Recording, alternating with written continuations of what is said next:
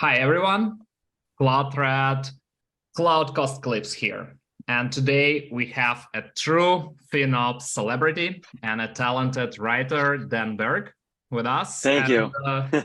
Yeah, hi Dan. And we will be discussing an important topic with him: essential FinOps workflows and if they can be automated. Dan, thank you for taking time to chat today. How have you been? I've been well. I want to say thank you so much for having me on the Cloud Cost Clips. It's great to be here, and I've been well. Man, it's really great to having you. So you have a really deep expertise in managing cloud costs, and you did it for a long time at DataDog, most recently at Fullstory. And I bet you have a really strong perspective on the automation of FinOps day-to-day tasks. Maybe we can start with a quick intro into the context. Let's talk about examples of essential FinOps workflows and how much attention throughout your career you've been paying to automating those. Yeah, happy to jump into that.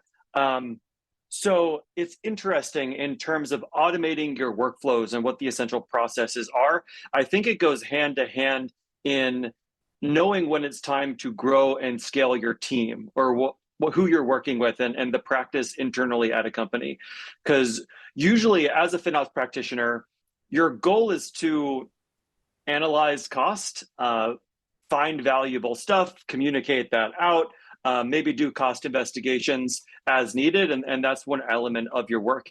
And I feel like all of that, there's areas for automation. And it depends whether you're building your own tools at your company, in which case there's going to be specific automations to that. If you're using third-party tools, there might be some sort of automation around how you interact with those third-party tools.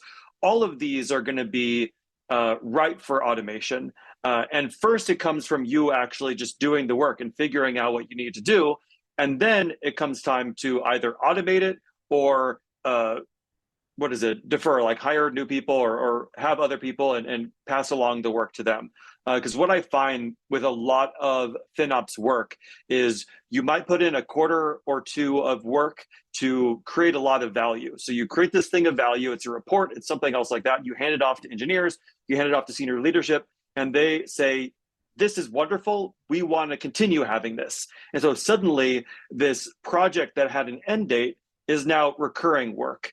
And the only way to make that recurring work manageable is to either automate it as much as possible or grow the team, or you could just stop investigating new features of the FinOps org and just focus on that. So it's either stop growing or automate or grow the team. And that's really where I see automation fitting in. Yeah, that makes a lot of sense. And based on your experience, what kinds of workflows you find the most automated today versus like the least automated? Yeah, I think the most automated usually is around analysis. So usually that's a recurring process, either daily, weekly, monthly, however it's set up in your org. Often it's done with a third-party tool. And this can be automated so that you can just go and pull up a dashboard that shows all the information that you need. Maybe those are sent to individual people that need to see them. There could be automation around alerting. So you have the alerts that you know are valuable set up. Those alerts go to the right people. Those alerts include actionable data. So the stuff they might need to investigate it for that particular alert is automatically included in there. That's all forms of automation. Where I think it's most challenging to have automation is with kind of the artisanal investigations that might pop up, especially at the beginning when you first started a company, but there's always going to be something new or different popping up.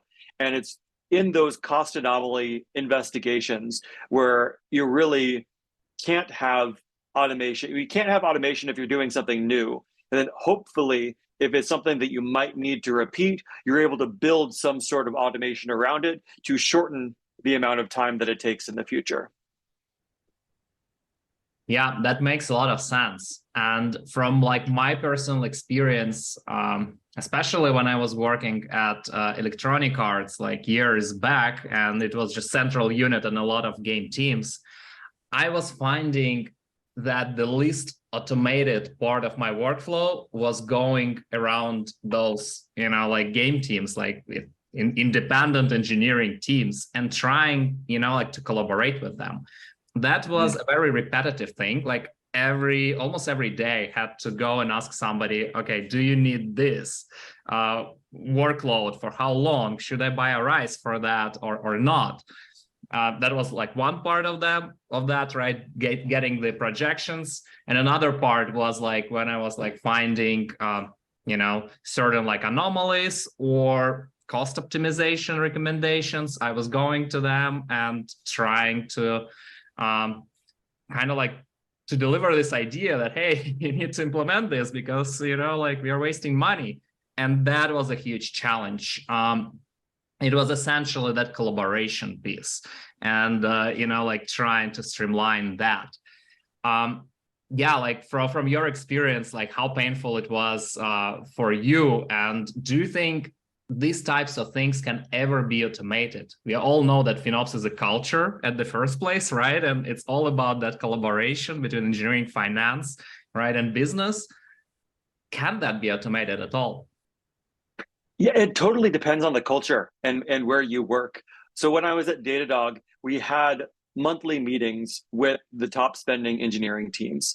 And so that couldn't really be automated because we were meeting in person, we were talking, and the information that we were exchanging could have been done via email. So like there could have been some form of automation, but I feel like there's a lot missing from that. And again, it depends on certain work cultures because it's possible that the information that was exchanged in those meetings at a certain point, it isn't valuable to meet in person and you do want to exchange that information via email or via some other report. But as long as you're still seeing value in the process, it doesn't make sense to change it unless it's negatively impacting somebody else's workload. Like they can't take the time to meet in person because they're working on X, Y, or Z. So it really depends on your situation. And I think it makes sense when you have processes that involve other people, such as meetings that are recurring, to check in on a regular basis to see if that in-person meeting is still providing value and kind of having that measurement. Because if you can have some sort of email that's automatically sent to them on a monthly basis that they fill out with the information that you might need, or so on and so forth, there could be ways to do it. Or it might just be easier to meet over Zoom for 15 minutes or something. It depends on your organization. And what do you think about these trends that we can witness today around CI/CD, FinOps automation, where engineering teams are getting their pull request blocked, for example, based on, like expected cost impact? Do you think that is like type of automation that can change this whole interaction? Yeah, and that goes back to culture, right? Because there are a lot of organizations that have a culture where they don't want to slow down engineering. And so you do whatever you can to keep the pace of engineering fast, and then you respond, right? So if there is a cost spike, there's a cost anomaly, you hopefully have systems in place to catch that and then go back and remedy it. When you start having these FinOps practices that fit into the CI/CD workflow that are attempting to be proactive, that hopefully you're set up in a way that doesn't slow down engineering. But in the example that you said, if somebody is trying to commit some code that is over the threshold, you might put a red light or a yellow light on that move and thus slow it down. But as a result, you caught something that you couldn't have otherwise caught. And I think depending on what you're doing, or like how you're setting the red and yellow lights, it could be an okay thing to have. Because in my experience, when people are committing code, you only really can catch like cost anomalies if there is a mistake. So if you have some sort of thing in the CI/CD that catches mistakes, like, oh, I thought I was doing 60, but it's really 600. That's really great. It doesn't happen often, but if it does, it's great to catch that as it's happening. A lot of other times when there has been cost anomalies, it's less to do with code that is being committed and more to do with usage anomalies or something happening on that side. And so having the automation in place to be able to catch that and communicate that as soon as possible, hopefully before the bill arrives and even 2 days later, is really where you want to be doing it. Yeah, that makes complete sense. It's like dynamic, environment, and just CI/CD cannot be probably the answer to all, like the problems here. Awesome. And I think it's like nice segue into my next question. I'm very curious, how do you see the future of FinOps workflow automation tools out there? Like, do you have like any vision, any ideas? I think it's in its infancy. So right now we're just seeing an explosion of different solutions in this space. And I think they fall into a few different categories. So we touched on CI/CD tools, and I think that proactive CI/CD FinOps tools is a very nascent category. I think there's a lot of room for innovation in that category. The other place is the reactive tools, so kind of Cost Explorer plus, I call them. So it's a whole suite of tools that ingest detailed billing data, show back exactly what it is, derive meaning from it. And that even, I think, is in its infancy. We kind of had the early players in the space that all sold, and they sold very early, in my opinion. And now we're seeing the second wave just come through. And I think over the next decade, we're just going to see even more growth and then consolidation and then some cool stuff happening. So it's really interesting for me to work in the space and being able to kind of watch this all play out, because it's really interesting. Oh, that's for sure. That's very interesting for me as well. Yeah.